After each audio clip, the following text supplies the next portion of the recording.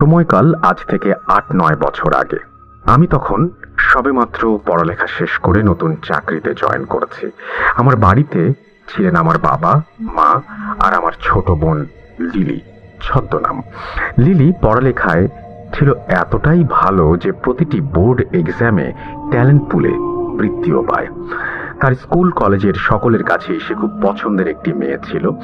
Lily স্কুলে থাকতেই সে তার বান্ধবীদের পড়াতে পারত। তার বান্ধবীরা প্রায় দিনই আমাদের বাসায় আসতো লিলির কাছে তাদের পড়া বুঝে নিতে।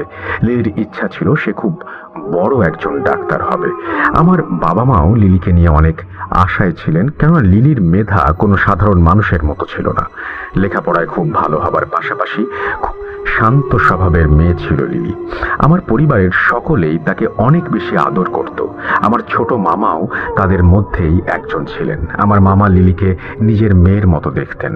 আমার মামার বিয়ে হয়েছিল প্রায় 12-13 বছর আগে, কিন্তু ওনাদের কোনো সন্তান ছিল না। লিলিকে তাই তারা অনেক বেশি আদর করতেন। আমার মামা মামি আমাকেও আদর করতেন, কিন্তু লিলির প্রতি তাদের আদরের পরিমাণটা ছিল একটু বেশি। প্রতি ঈদেই তারা লিলির জন্য নানা রকমের উপহার পাঠাতেন। ঈদ বা কোনো উৎসব ছাড়াও তারা প্রায় সময় আমার আর লিলির জন্য অনেক কিছুই পাঠাতেন, কিন্তু লিলির জন্য স্পেশালভাবে আরো অনেক কিছু পাঠাতেন। আমার মামা কর্মসূত্রে ইন্ডিয়া থাকতেন, কিন্তু বর্তমানে তিনি মৃত। আমার মামার জন্য আপনারা সবাই আল্লাহর কাছে দোয়া করবেন, তিনি যেন জান্নাতবাসী হন। আমার মামা নিজের জীবনের মায়া ত্যাগ না করলে আজ হয়তো লিলি আমাদের মাঝে বেঁচে থাকতো না। লিলি খুব ভালো ছাত্রী হওয়ার কারণে আমার মামা আমার মাকে প্রস্তাব দেন লিলিকে ইন্ডিয়া নিয়ে গিয়ে লেখাপড়া করানোর। আমার মা একমাত্র মেয়েকে এত দূরে পাঠাতে কিছুতেই রাজি ছিলেন না। আমার মাকে আমি আর আমার বাবা দুজনে মিলে অনেকে বুঝিয়ে রাজি করাই, কেননা এমন সুযোগ সবার ভাগ্যে জোটে না, আর সুযোগ পেলে তা ছেড়ে দেয়া বোকামি ছাড়া আর কিছুই নয়। লিলি ইন্ডিয়া যাবার জন্য এক কথায় রাজি ছিল, কারণ দেশের বাইরে যাবার মতো সুযোগ আমার মামা ছাড়া আমার পরিবারের আর কারোরই হয়ে ওঠেনি। আমার মামা মামি আমার মাকে বলেন তারা লিলিকে নিজের মেয়ের মতো করে রাখবেন আর তার যত্নের কোনো ত্রুটি হতে দেবেন না। আমার মা মন থেকে মেনে না নিলেও তাকে সবার জন্য লিলিকে ইন্ডিয়া পাঠানোর জন্য রাজি হতে হয়। আসলে মায়ের মন সন্তানের জন্য উতলা থাকবে, এটাই তো স্বাভাবিক। লিলিকে ইন্ডিয়া পাঠানোর জন্য যাবতীয় ব্যবস্থা করা হয়, আর কয়েকদিনের মধ্যেই লিলি ইন্ডিয়ায় চলে যায়। লিলি চলে গেলে বাসাটা ফাঁকা ফাঁকা লাগতো। আমি প্রতিদিন তাকে ফোন দিয়ে তার খোঁজ নিতাম। লিলি সেখানে এক মেডিকেলে কোচিংয়ে ভর্তি হয়। এভাবে আস্তে আস্তে 1 বছর পার হয়ে যায়। লিলির মেডিকেল ভর্তি পরীক্ষাও শেষ হয়ে যায়, আর লিলি সেখানে সবার থেকে ভালো মেডিকেল কলেজে ভর্তি হবার সুযোগ পায়। কিন্তু আমার মামা যে শহরে থাকতেন, লিলির মেডিকেল কলেজটি সেই শহর থেকে 125 কিলোমিটার দূরে ছিল। তাই মামা লিলিকে সেই মেডিকেল কলেজের আশেপাশে একটি ছাত্রী হোস্টেল ঠিক করে দেন, আর প্রতি সপ্তাহে একবার করে সেখানে গিয়ে লিলিকে দেখে আসবেন বলে সেই মেডিকেল কলেজে ভর্তি করিয়ে দেন। ক্লাস শুরুর কয়েকদিন আগে লিলি সেই হোস্টেলে চলে যায়। মামা লিলিকে ট্রেনে তুলে দিয়ে বাসায় ফিরে আসেন। বাসায় এসে মামা তার কাজের ফাঁকে প্রায় প্রতি ঘন্টায় লিলিকে ফোন দিয়ে তার খোঁজ খবর নিচ্ছিলেন। লিলিও আল্লাহর রহমতে ভালোভাবেই তার গন্তব্যে পৌঁছে যায়। 10-12 দিন পর লিলি ফোন দিয়ে আমার মামাকে বলে সে একা থাকতে পারছে না, আর তার নাকি খুব খারাপ লাগছে। আমার মামা সেদিনই লিলিকে নিতে সেখানে চলে যান আর লিলিকে নিয়ে বাসায় ফিরে আসেন। লিলি বলে সে কিছুদিন বাসায় থেকে তারপরে কলেজে ফিরে যাবে। এভাবে 15 দিন পার হয়ে যায়। লিলি তার মেডিকেল কলেজে ফিরে যায়। এবারে সে সেখানে গিয়ে নিজেকে কিছুটা কষ্ট হলেও মানিয়ে নিতে সক্ষম হয়। লিলি হোস্টেলে যে রুমে থাকতো সেই রুমটি ছিল ছোট একটি রুম। হোস্টেলটা খুব বেশি বড় ছিল না, আর রুমগুলো ছোট ছোট ছিল জন্য সকলেই সিঙ্গেল রুম নিয়েই থাকতো। লিলির হোস্টেলের সকলেই ছিল তার কলেজের স্টুডেন্ট, আর প্রায় সকলেই নতুন প্রথম বর্ষে ভর্তি হয়েছিল। হোস্টেলে যে কয়েকজন বড় আপু ছিল তারা লিলি ও তার বান্ধবীদের একটা ব্যাপারে সতর্ক করে দেয়। তারা বলে রাত 3টার পর দরজায় আওয়াজ পেলে দরজা না খুলতে, আর তাদের পড়া নিয়ে কোনো সমস্যা থাকলে তারা চাইলেই আপুদের কাছে হেল্প চাইতে পারবে। দরজা খুলতে না করার কারণ জিজ্ঞাসা করলে আপুরা বলেন যা বলছি তাই করো, এর বেশি কিছু জানতে চাইবে না। সিনিয়র হিসেবে আমাদের দায়িত্ব তোমাদের জানানোর। আমরা আমাদের দায়িত্ববোধ থেকে তোমাদেরকে কথাটা বললাম, বাকিটা তোমাদের ইচ্ছা। আপুরা চলে গেলে লিলি তার আশেপাশের রুমে কয়েকজনের সাথে পরিচিত হতে থাকে। পরিচিত হয়ে আড্ডা দিতে দিতে রাত 12টা বেজে যায়। লিলি সেদিন তার রুমে ফিরে এসে ঘুমিয়ে পড়ে।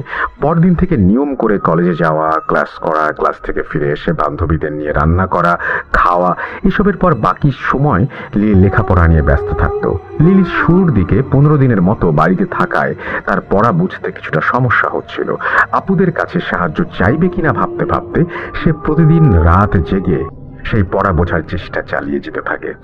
প্রতিদিন রাত প্রায় 2:30টা পর্যন্ত সে লেখাপড়া করে ঘুমিয়ে যেত। এভাবেই তার দিনকাল ভালোই চলছিল।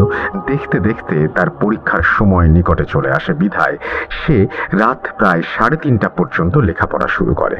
এভাবে একদিন একটা টপিক সে বোঝার চেষ্টা করতে করতে রাত প্রায় 3টা বেজে যায়। 3:15 দিকে তার দরজায় 3বার নক করে কেউ। লিলি বিরক্ত হয়ে দরজা খুলে দেখে একটি মেয়ে দাঁড়িয়ে আছে। সে নিজেকে আঁচল ছদ্মনাম বলে পরিচয় দিয়ে বলে সে 3য় বর্ষে পড়ছে লিলিদের কলেজে, আর সে নাকি এই হোস্টেলেরই 14 নম্বর রুমে থাকে। জুনিয়রদের কিছু বুঝতে অসুবিধা হলে সে সবাইকে নাকি হেল্প করে। তখন লিলির মনে পড়ে যায় আপুদের কথা। আপুরা বলেছিল কোনো বিষয় নিয়ে তাদের কাছে হেল্প চাওয়া যাবে। লিলি মনে মনে একটু খুশি হলো। সে আঁচলকে ভেতরে এনে বসিয়ে তার কিছু পড়া বুঝতে সমস্যা হয় বলায় আঁচল তাকে সবকিছু খুব সহজে আর সুন্দরভাবে বুঝিয়ে দেয়। লিলি খুব খুশি হয় বড় আপুর কাছে সাহায্য পেয়ে। বাসায় ফোন দিয়ে সে আঁচলের কথা জানায়। আমাকে ফোন দিয়েও আঁচলের অনেক প্রশংসা করত লিলি। আঁচল আস্তে আস্তে তাকে রোজ পড়াতে আসতো। লিলির সাথে আঁচল মাঝে মাঝেই নিজের লাইফের কিছু ঘটনা শেয়ার করতো। সে বলেছিল তার নাকি বিয়ে হয়ে গেছে আর তার 7 বছরের একটি মেয়ে আছে। তার হাজব্যান্ড কয়েক বছর আগে নাকি রোড অ্যাক্সিডেন্টে মারা যায়। এরপর থেকে আঁচল টিউশন পড়িয়ে নিজের আর মেয়ের খরচ বহন করে। তাকে লিলি জিজ্ঞাসা করে সে এখানে তার মেয়েকে ছাড়া একা কেন আছে। আঁচল লিলিকে বলে তার মেয়ে তার বাবা মার কাছে থাকে। এভাবেই তারা নিজেদের সুখ দুঃখের কথা একে অপরের সাথে শেয়ার করত। আস্তে আস্তে লিলির সাথে আঁচলের অনেক ভালো সম্পর্ক তৈরি হয়। লিলি অনেকটাই আঁচলের ওপর নির্ভরশীল হয়ে পড়ে। কিছুদিন পর কলেজে এক আপুর সাথে বসে লিলি কিছু পড়া বুঝে নিচ্ছিল। সে দেখে দূরে আঁচল দাঁড়িয়ে তার কিছুটা অভিমান নিয়ে তার দিকে তাকিয়ে আছে। লিলির বিষয়টা খারাপ লাগে। তখনই সেখান থেকে উঠে হোস্টেলে চলে আসে। সেদিন রাতে আঁচল আর লিলির কাছে আসেনি। লিলি ভেবেছিল আঁচল হয়তো রাগ করেছে তাই আসেনি। সে একবার আঁচলের রুমে গিয়ে তার সাথে কথা বলবে ভেবে 14 নম্বর রুমের সামনে গিয়ে দেখে রুমে তালা দেয়া। অনেক রাত হওয়ায় সে আরও কারো কাছে কিছু জিজ্ঞাসা করার সুযোগ পায়নি। পরের দিন সকালে আঁচলকে সে কলেজের ক্যান্টিনের একটি চেয়ারে বসে থাকতে দেখে তার কাছে গিয়ে গত রাতে কেন আসেনি বা কেন রুমে ছিল না সেটা জানতে চায়। আঁচল মুচকি হেসে বলে তার মেয়ের জন্মদিন, সেজন্য সে বাড়ি গিয়েছিল, তাই সে আসতে পারেনি। লিলি আঁচলকে আজ আসতে বলে কেননা তার পরীক্ষার জন্য কিছু পড়া বাকি ছিল যা বুঝতে তার সমস্যা হচ্ছিল। আঁচল তাকে আসবে জানিয়ে তার ক্লাসে দেরি হয়ে যাচ্ছে বলে ক্লাসে চলে যায়। লিলিও ক্লাসে যাবার জন্য চেয়ার থেকে উঠে দাঁড়াতেই দেখে তার কয়েকজন বান্ধবী তার কাছ থেকে কিছুটা পেছনে দাঁড়িয়ে আছে। লিলিকে তারা মজা করে বলতে থাকে সে কার সাথে কথা বলছিল। লিলি উত্তরে বলে সে আঁচল আপুর সাথে কথা বলছিল। এই কথা শুনে তার বান্ধবীরা হাসতে থাকে। তারা বলে কানে ইয়ারফোন লাগিয়ে একা একা এখানে বসে সে আপুর সাথে কথা বলছিল। এইটা তারা মানতে নারাজ। লিলি মনে করে তার বান্ধবীরা তার সাথে মজা করছে, তাই সেও হাসাহাসি করতে করতে ক্লাসে চলে যায়। ক্লাস করে রুমে ফিরে আসে লিলি। সেদিন রাতে আঁচল তাকে পড়াতে আসে। আঁচলকে তার প্রতি কিছুটা বিরক্ত দেখাচ্ছিল। লিলি কারণ জানতে চাইলে আঁচল বলে সে কেন আরেকজনের কাছে তার সমস্যা নিয়ে গেছে আর কেনই বা লিলি তার বান্ধবীদের কাছে আঁচলের কথা বলেছে। লিলিকে সে বলে তার বান্ধবীদের সাথে না মিশতে আর অন্য কারো কাছে হেল্প না চাইতে। লিলি কিছুটা অবাক হলেও সে তার কথা মেনে নেয়, কেননা সে বাড়ি থেকে এত দূর এসেছে শুধুমাত্র লেখাপড়ার জন্য। লিলি আরো খেয়াল করতে থাকে আঁচল যখনই তার রুমে আসতো তখনই রুমের তাপমাত্রা কমে যেত আর খুব হালকা একটা বাজে গন্ধ তার নাকে ভেসে আসতো। সে আঁচলকে জিজ্ঞাসা করলে আঁচল বলতো সে কোনো গন্ধই পাচ্ছে না। লিলি মনের ভুল ভেবে ব্যাপারটাকে পাত্তা দেয়নি। কিছুদিন পর আঁচল এসে বলে সে 4 দিনের জন্য বাড়িতে যাবে, কারণ তার মেয়ে কিছুটা অসুস্থ। লিলি আঁচলকে তার ফোন নাম্বার দিতে বললে আঁচল জানায় সে ফোন ব্যবহার করে না, আর তাকে চিন্তা করতে মানা করে, কেননা সে ঠিক 4 দিন পরই নাকি ফিরে আসবে। লিলির পরীক্ষা থাকায় আঁচল তাকে গুরুত্বপূর্ণ কিছু টপিক পড়ার জন্য বলে যায়। লিলি পরের দিন পরীক্ষার হলে গিয়ে দেখে আঁচল তাকে যা যা পড়তে বলেছিল হুবহু তাই তাই পরীক্ষায় এসেছে। লিলি এসব দেখে অনেক বেশি খুশি হয় আর পরীক্ষা দিয়ে রুমে চলে আসে। এভাবে 4 দিন পার হয়ে 5ম দিন লিলি আঁচলের জন্য অপেক্ষা করতে থাকে, কিন্তু আঁচল ফিরে আসে না।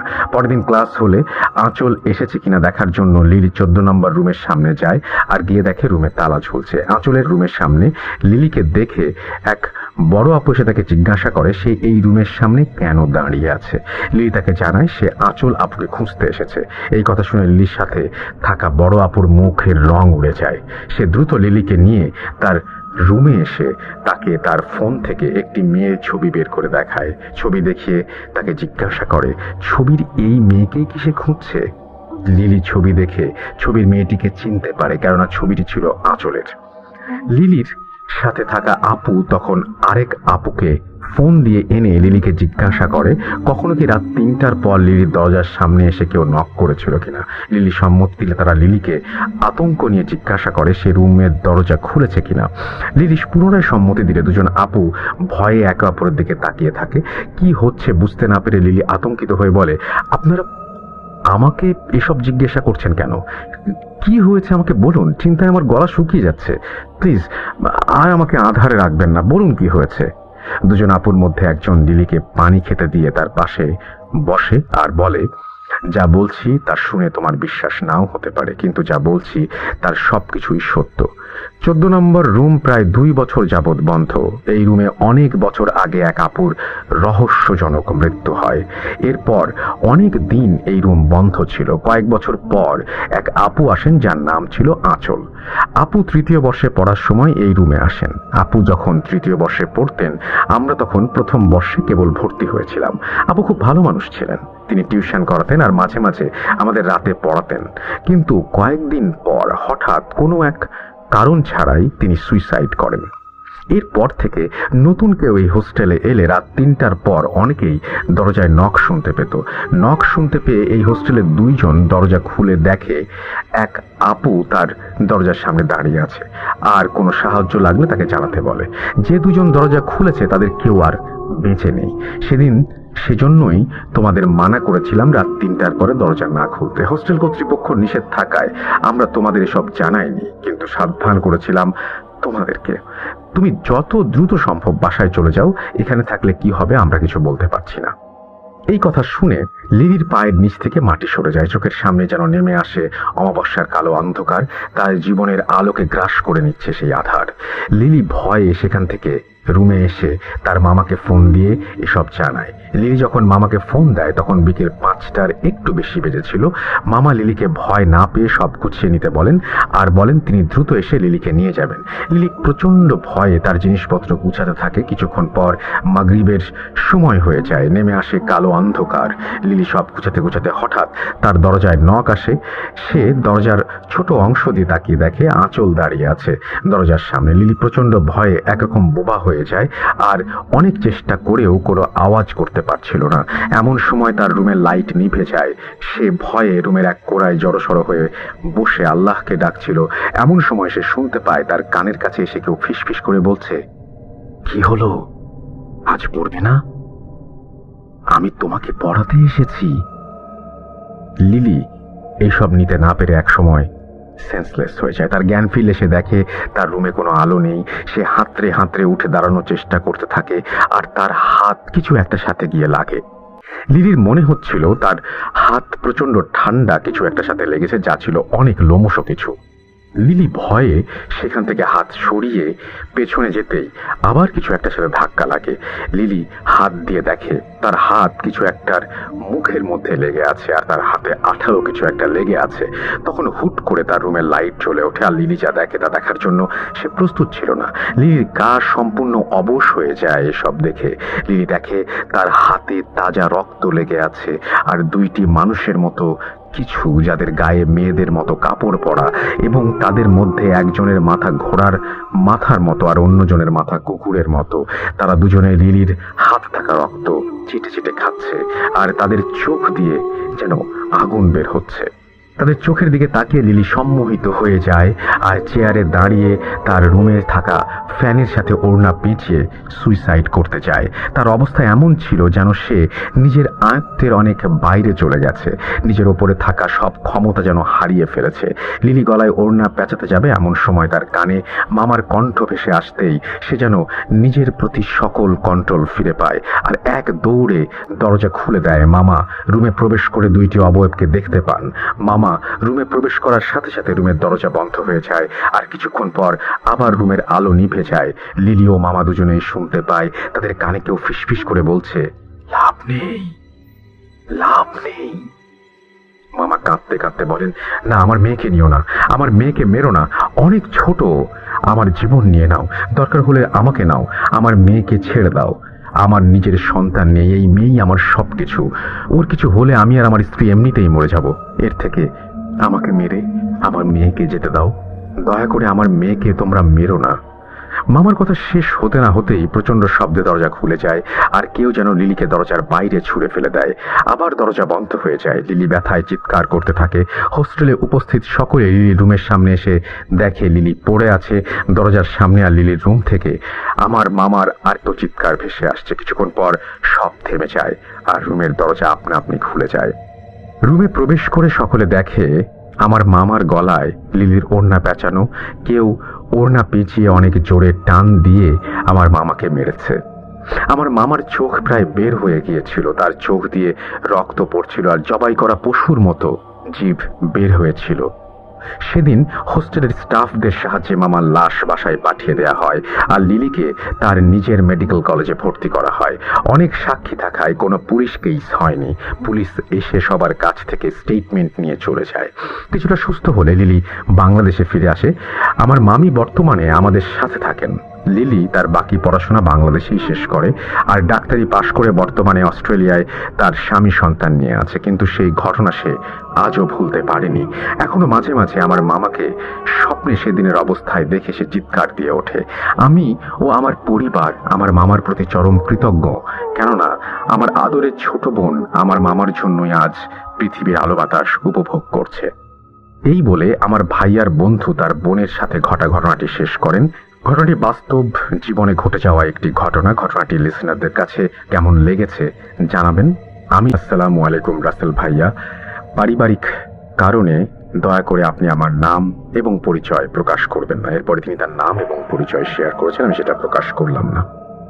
মানুষের জীবনের রহস্য অনেকটা গোলক ধাঁধার মতো, কখনো সেই গোলক ধাঁধার উত্তর মেলে, কখনো মেলে না।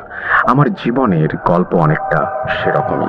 ভয়ের কিনা সেটা বলতে পারবো না, কিন্তু অনেকটাই রহস্যময়। 2019 সালের অগাস্ট মাস। আমি তখন ঢাকায় আমার মেজ খালামণির বাসায়। খালামণিরা ডাক্তারের কাছে যাওয়ার রাতে আমি বাসায় একা রুমে বসে টিভি দেখছিলাম। এমন সময় একটা গরম বাতাস আমার গায়ে এসে লাগে। আমি তা আমলে নেইনি। একটু পর আমি অনুভব করি আমার পেটের বাম পাশে পুড়ে যাওয়ার মতো একটা ব্যথা অনুভব হচ্ছে। জামা সরাতেই দেখি অদ্ভুত এক চিহ্ন তৈরি হয়েছে আমার শরীরে। চিহ্নটা অনেকটা অর্ধচন্দ্রের মতো আর সেটা লাল হয়ে জ্বলজ্বল করছে।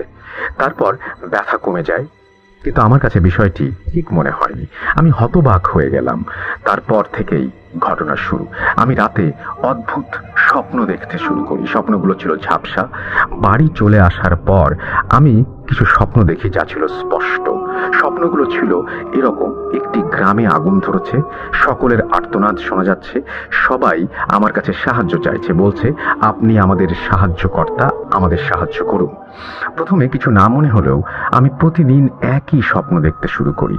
একদিন নামাজ শেষে মোনাজাতের সময় আমি চোখ বন্ধ করে একই দৃশ্য দেখতে পাই যা আমি এতদিন স্বপ্নে দেখে আসছি। আমি ভয় পেয়ে যাই। আপুর সাথে শেয়ার করলে আপু বলে এসব ভূত এফএম শোনা আর হচ্ছে সব হরর সিরিজ দেখার ফল, বাদ দে। কিছুদিন পর আমি আরেকটি স্বপ্ন দেখি। এবারের স্বপ্ন ছিল অন্যরকম। আমি দেখতে পাই আমি একটি রাজপ্রাসাদের ভেতরে দাঁড়িয়ে আছি। একটি ছবি আমার সামনে, ছবিটা আর কারো নয়, সেটা আমারই। তার পাশে আমার শরীরে যেমন চিহ্ন, ঠিক একই চিহ্ন দেখতে পাই। চিহ্ন যেন হাওয়ায় ভাসছে আর লাল হয়ে জলজল করছে। আমি প্রচন্ড ভয় পেয়ে যাই, আমার ঘুম ভেঙে যায়। তখন রাত 3টা বাজে। আমি আবার ঘুমিয়ে পড়ি, আবার নতুন করে স্বপ্ন দেখতে শুরু করি। এবার দেখতে পারি প্রাসাদে একজন বৃদ্ধ মহিলা দাঁড়িয়ে আছে। তিনি আমাকে অনেক সম্মান দিয়ে বলছেন, আপনার জন্যই তো অপেক্ষা করছিলাম, আপনি ভেতরে আসুন, আপনার দায়িত্ব আমাদের সকলকে রক্ষা করা, আপনাকে আপনার কর্তব্য পালন করতে হবে, আপনাকে এখানে আসতেই হবে। একদিকে গ্রামের মানুষের আর্তনাদ, অন্যদিকে বৃদ্ধার কথা। আমি কাঁদতে শুরু করি, আমার ঘুম ভেঙে যায়। আমি দেখি সত্যি সত্যি আমার চোখ দিয়ে পানি পড়ছে। তারপর প্রায় 1 বছর আমি কোনো স্বপ্ন দেখিনি। কিছুদিন আগের কথা, আমি শুয়ে আছি একা একা একটা রুমে। হঠাৎ কারেন্ট চলে গেল। রুমের সাথে একটি জানালা আছে। জানালার থাই গ্লাসে আমি স্পষ্ট হাত দিয়ে ঠক ঠক করার আওয়াজ শুনতে পাই। আমি স্পষ্ট শুনতে পেলাম জানালার অপর পাশ থেকে কেউ বলছে, আপনাকে আসতেই হবে, আসতেই হবে, আপনি আপনার দায়িত্ব কর্তব্যের কথা স্মরণ করুন। ঠিক তখনই ইলেকট্রিসিটি চলে আসে, কিন্তু এবার কেন যেন আমি বিন্দু মাত্র ভয় পাইনি। তারপর আবার নতুন করে স্বপ্ন দেখতে শুরু করি। দেখতে পাই আমি গ্রামের মানুষকে সাহায্য করার জন্য এগিয়ে যাচ্ছি। হঠাৎ করে আমি পড়ে যাই, বেশ ব্যথা পাই। সকালে উঠে আমার হাতে পায়ে দেখি যে রক্ত জমাট বেঁধে নীল হয়ে আছে। এমন ঘটনা আমার সাথে প্রতিনিয়ত হচ্ছে। আমি জানি না কেন তারা আমার কাছে সাহায্য চায়, তারা কারা, চিহ্নটা আসলে কিসের। যেই চিহ্ন এখনো আমার শরীরে রয়েছে। সবশেষে একটা কথাই বলতে চাই, বিশ্বাস করা বা না করা আপনার ব্যাপার। আমি চাই ভূত.com দীর্ঘজীবী হোক। আমি ভূত এফএম শুনতাম, এখন ভূত.com-এর একজন নিয়মিত শ্রোতা। আপনাকে অনেক ধন্যবাদ। আপনার নামটা বলতে পারছি না, বাট আপনি তো বুঝতেই পারলেন যে আপনার ঘটনা আমরা পড়ে ফেললাম। অ্যান্ড এই ঘটনাটা খুবই অদ্ভুত, যে কেউ যদি এরকম একটা স্বপ্ন দেখে এবং এরকম ঘটনা যদি কারোর সাথে প্রতিনিয়ত ঘটে থাকে, তাহলে সেটা সুখকর কিছু না। এবং আমার যেটা মনে হয় যে অবশ্যই অবশ্যই যদি আপনাদের মধ্যে কেউ থাকেন যে এই সমস্যার সমাধান জানেন, তার সাহায্য আমি চাই। আমাদের যিনি স্টোরি সেন্ড করেছেন তার জন্য যদি কোনো সাহায্য করতে পারেন আপনারা, বা যদি কোনো সমাধান থাকে এই সমস্যা থেকে বের হয়ে আসার, তাহলে অবশ্যই আমাদের জানাবেন। অনেক সময়ই আমাদের নিজের অজান্তেই আমাদের সাথে অনেকেই কমিউনিকেট করার চেষ্টা করে। কেউ কেউ সেটা বোঝে, কেউ কেউ বোঝে। অনেক সময় দেখা যায় না যে হঠাৎ করেই কারো কথা আমাদের মনে পড়লো, কেউ হয়তো কিছু একটা বলছে, এরকম অনেক সময় আপনার চিন্তা হতেও পারে। এটা সাইকিয়াট্রিস্ট বা যারা হচ্ছে সাইকোলজিস্ট তারা অনেক সময় বলেন, আমি এটা আমার মতন করে বলছি, যে অনেকেই অনেক সময় টেলিপ্যাথি করে আপনার সাথে কমিউনিকেট করার চেষ্টা করে। এটা হতেই পারে। যেমন আমি একটা কথা যেন পড়েছিলাম যে মানুষের সাথে গাছের অনেক মিল, মানে জিনের দিক দিয়ে। আমি জানি না সত্য মিথ্যা, আমি পড়েছিলাম একটা জায়গায় একটা বইয়ে। তো এখন এরকম কি হয় কখনো যে কোনো গাছ, আপনার জানালার পাশে কোনো একটা গাছ রয়েছে, সেই গাছটি কোনোভাবে টেলিপ্যাথির মাধ্যমে আপনার সাথে কমিউনিকেট করার চেষ্টা করছে? আমি জানি না। শুনুন তবে আজকের ঘটনাটি শুনি আমার এক বন্ধুর কাছে। ওর নাম, আমি ছদ্মনাম হিসেবে সাইমন বলছি। আমি ঘটনা খুঁজতে খুঁজতে ক্লান্ত হয়ে একদিন আমাদের গ্রুপ চ্যাটে মেসেজিং করছিলাম। তখন হঠাৎ করে সাইমনের আইডি আমার চোখে পড়তে ওকে মেসেজ করি এবং বলি যে ওর কাছে কোনো ঘটনা আছে কিনা, কারণ সেও একজন খ্রিস্টান। ও বলে 10 মিনিট পর আমাকে কল করবে। কিছুক্ষণ পর সে আমাকে কল করে বলল যে তার কাছে তার গ্র্যান্ডফাদার অর্থাৎ তার দাদুর একটা ঘটনা রয়েছে যা ঘটেছিল 60-এর দশকে। তার দাদা এখন বেঁচে নেই, কিন্তু সাইমন আমাকে বলেছে তার দাদা জীবদ্দশায় এমন অনেক ঘটনা বহুবার তার নাতনি নাতনিদের বলেছিলেন। আমি তৎক্ষণাৎ সাইমনকে দেখা করতে বলি। সাইমন রাজি হয়ে যায়। সে আগামীকাল অর্থাৎ 2 আগস্ট সন্ধ্যায় আমার সাথে দেখা করবে বলে জানায়। সেদিন রাতে উত্তেজনায় বসে আমার কিছু ভালো লাগছিল না। ভোরের আজান হবার পর আমি ঘুমিয়ে যাই। বিকেলবেলা ঘুম থেকে উঠে আমি খাওয়া দাওয়া শেষ করে অপেক্ষা করতে থাকি। সন্ধ্যার আগে আগেই বাসা থেকে বেরিয়ে টিউশনিতে গিয়ে ছাত্রদের পড়া শেষ করে সাইমনের সাথে দেখা করবো ভেবেছিলাম। কিন্তু সেদিন আমার এতটাই এক্সাইটমেন্ট কাজ করছিল যে আমি আর বেশি সময় পড়াতে পারিনি। মাগরিবের আজানের পর আমি সাইমনকে কল করি। সে আমাকে বলে সে থানার ঘাট আসবে আর তার নাকি 30 মিনিট সময় লাগবে। থানার ঘাট আমার টিউশন এরিয়া থেকে বেশ দূরে না হওয়ায় আমি খুশি হলাম আর হেঁটে হেঁটে চলে গেলাম সেখানে। থানার ঘাটে পৌঁছে আমি আমার পরিচিত চায়ের দোকান থেকে চা বানিয়ে নিয়ে নদীর পাড়ে একটা সিঁড়িতে বসে চা খাচ্ছিলাম। যেহেতু লকডাউন তাই শহরের ভেতর দেখা করা যায়নি।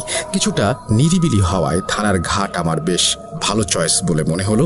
এদিকে মানুষও কিছুটা কম থাকায় ঘটনা শুনতে বেশ সমস্যা হবে ভেবে আমি খুশি হচ্ছিলাম। আমি বসে আছি 10 মিনিট, হঠাৎ আমার ফোনে কল এলো সাইমনের এবং সে বলল সে চলে এসেছে। আমার লোকেশন থেকে কয়েক কদম দূরে থাকায় আমি ওকে সামনে এগোতে বললাম। দোকানে এসে ওর জন্য চা নিয়ে বসলাম। সাইমন এলো, কুশল বিনিময় করে চা খেতে দিলাম আর জিজ্ঞাসা করলাম ওর দাদার ঘটনা কি। ওকে এও বলি যে আমি ভূত.com-এ ঘটনাটি শেয়ার করব, তার অনুমতি আছে কিনা। সে তখন আমাকে একটাই শর্ত দিল যে তার নাম তার জায়গা গোপন রেখে আমি যদি শেয়ার করতে পারি তবেই সে আমাকে ঘটনাটি বলবে। আমি রাজি হয়ে যাই আর ওকে শুরু করতে বলি ওর দাদুর ঘটনাটি। সাইমন চা খেতে খেতে ঘটনাটি বলেছিল ওর দাদুর ভাষায়। আমিও ঘটনাটি ওর দাদুর ভাষাতেই আপনাদের সামনে উপস্থাপন করছি আর অনিচ্ছাকৃত ভুলের জন্য আগেই ক্ষমা চেয়ে নিচ্ছি। চলুন চলে যাই সাইমনের দাদা এরিকের ঘটনায়।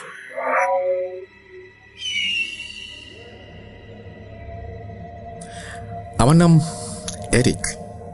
আমার বাবা একজন কৃষক ছিলেন আর উনি ছোটবেলা থেকেই ওনার বাবা অর্থাৎ আমার দাদুর কাছ থেকে কবিরাজি দীক্ষায় দীক্ষিত হয়েছিলেন।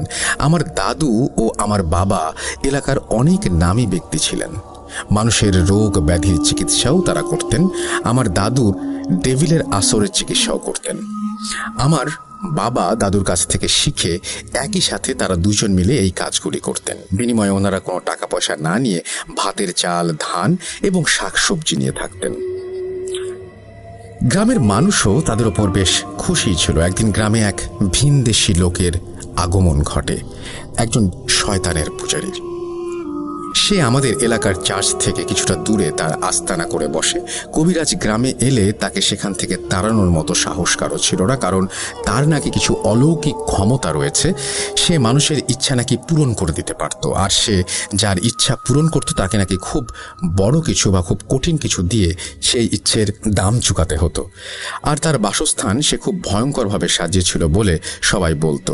ছনের ঝুপড়ির ছাদের ওপর শিংওয়ালা কোনো এক কঙ্কালের মাথা পতাকার মতো একটি স্ট্যান্ডে লাগানো ছিল। সেই কবিরাজ সেখানে একা থাকলে আশেপাশের মানুষ গেলে শুনতে পেত সে অনেকগুলো মানুষ একসাথে মন্ত্র পড়লে যেমন শোনা যায় ঠিক তেমন শোনা যেত। আর ঝুপড়ির ঘরের চারপাশে সাদা কোনো কিছুর গুঁড়োর ঘের দেওয়া ছিল, আর ঘেরের ওপর আগুন জ্বালিয়ে রাখা হতো। আর তার বাসস্থান সামনে দিয়ে গেলে অনেকেই শুনতে পেত কেউ ফিসফিস করে তার নাম ধরে ডাকছে আর ফিসফিস করে বলছে, এসো আমার কাছে, যা চাইবে তাই পাবে, এসো এসো এসো আমার কাছে। এসব শুনে মানুষ ভয় সেখানে যেত না। এদিকে গ্রামের এক দম্পতি ছিল।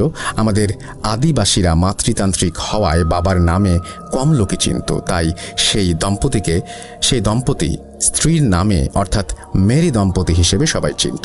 মেরি দম্পতির বিয়ের 7-8 বছরেও তাদের কোনো সন্তান ছিল না, কিন্তু তারা প্রচণ্ড ধর্মভীরু হওয়ায় নিয়মিত চার্চে গডের আরাধনা করত আর ভালো ভালো কাজ করত। কিন্তু এক পর্যায়ে গডের ওপর তারা রুষ্ট হয়ে যান আর চলে যান সেই শয়তানের পূজারীর কাছে, কারণ এত আরাধনার পর গড তাদের কোনো সন্তান দেননি।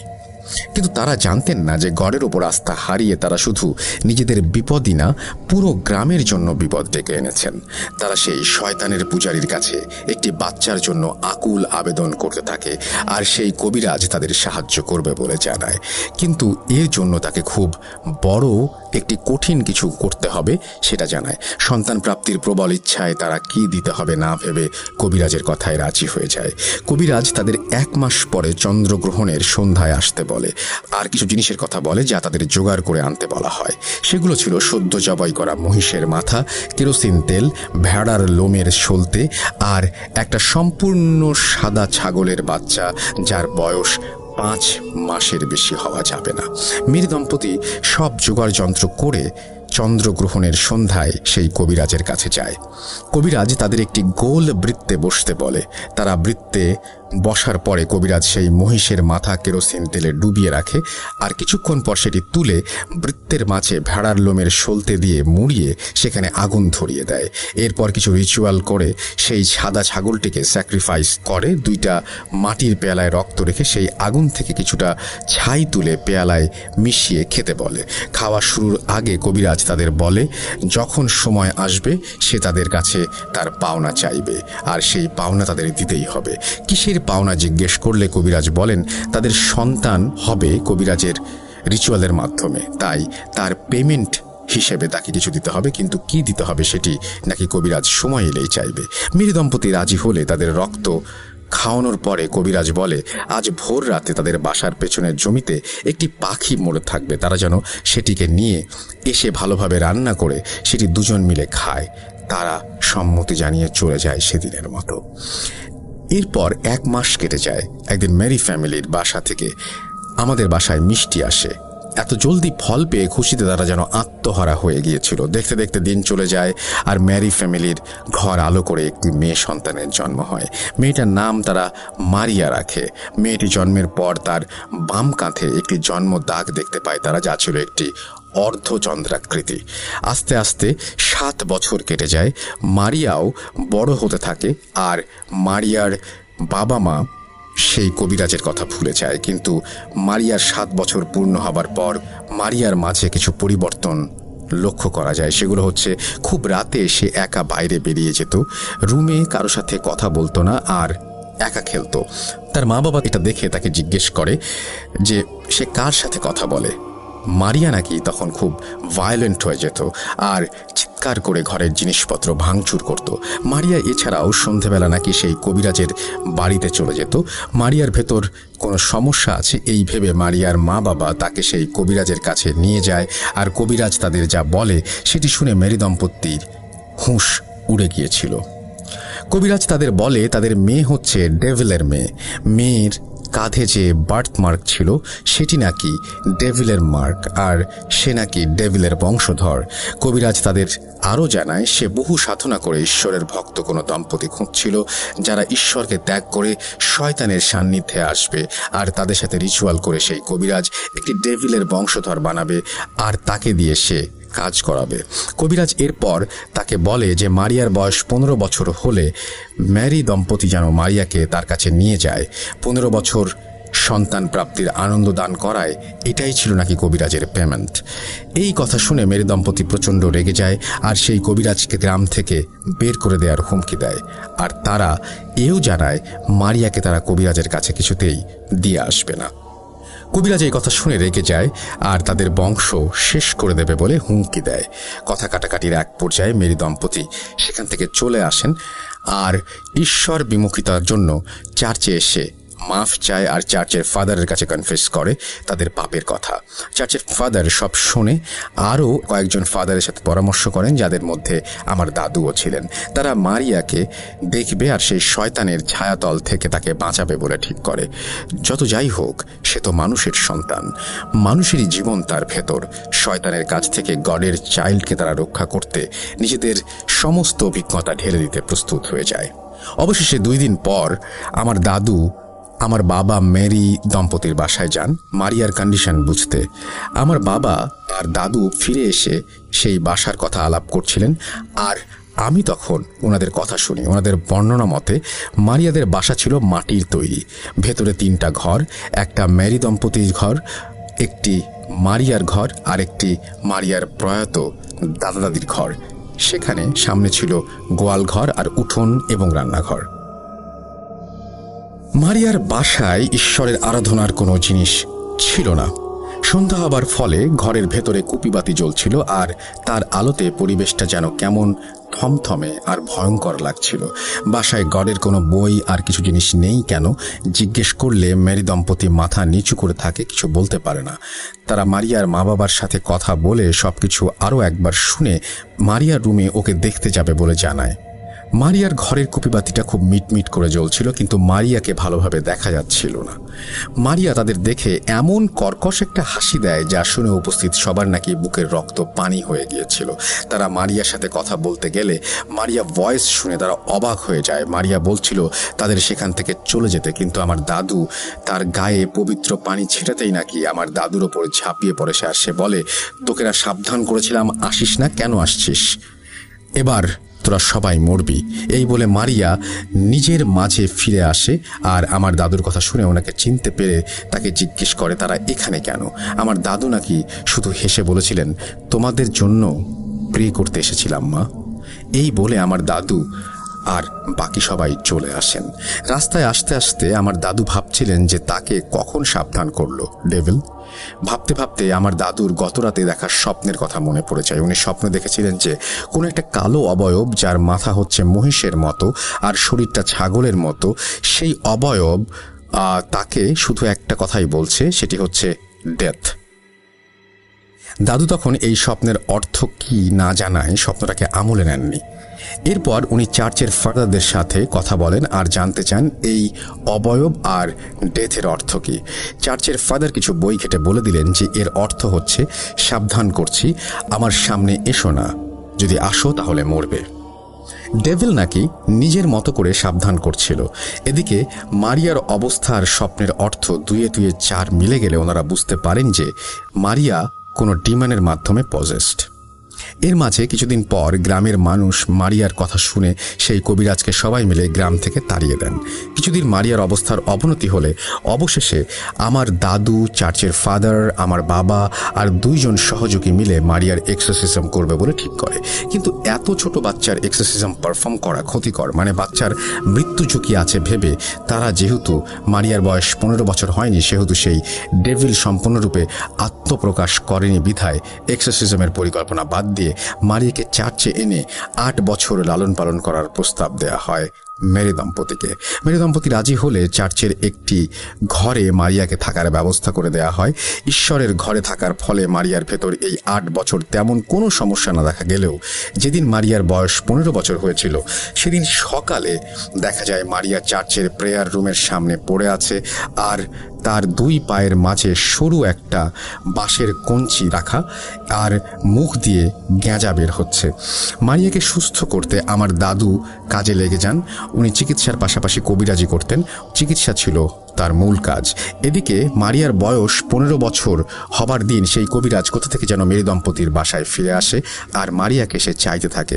গ্রামের মানুষ জড়ো হয়ে কবিরাজকে বাধা দিবে, এমন সময় মারিয়া কোথা থেকে যেন চলে আসে সেই কবিরাজের সামনে, আর মারিয়ার চেহারা আর ওর গলার আওয়াজ একেবারে পাল্টে গিয়েছিল। সেই সময় মারিয়াকে দিতে অস্বীকৃতি জানানোর অপরাধে মারিয়া শুরুতে নিজের বাবা মার সামনে দাঁড়িয়ে 2 হাত দিয়ে চড়ে ওর বাবার মাথায় চড় দিয়ে ফেলে দেয়। মারিয়ার বাবার কান আর নাক দিয়ে প্রচণ্ড রক্ত বের হচ্ছিল, আর তা দেখে মারিয়ার মা অজ্ঞান হয়ে যান। এদিকে গ্রামবাসী ক্ষুব্ধ হয়ে কবিরাজকে গণপিটুনি দিতে গেলে কবিরাজ কোনোভাবে পালিয়ে বেঁচে যায়। কিছুদিন পর চার্চের ফাদার এসে মারিয়াকে কয়েকজনের সাহায্যে রুমে নিয়ে গিয়ে বেঁধে ফেলে, আর আমার দাদুকে বাসায় ডাকতে আসেন। এদিকে আমার দাদুর অবস্থা ছিল অনেকটা খারাপ। মারিয়ার চিকিৎসা করার সময় আমার দাদু অজ্ঞান হয়ে গিয়েছিল, কিন্তু কেন সেটি আমি কখনো তার কাছ থেকে শুনিনি, বা আমার দাদু আমার কাছে কোনোদিন সেটা বলেনি। এরপর আমার বাবা, আমার দাদু আর চার্চের ফাদার মিলে শুরু করতে চান মারিয়ার এক্সোসিজম।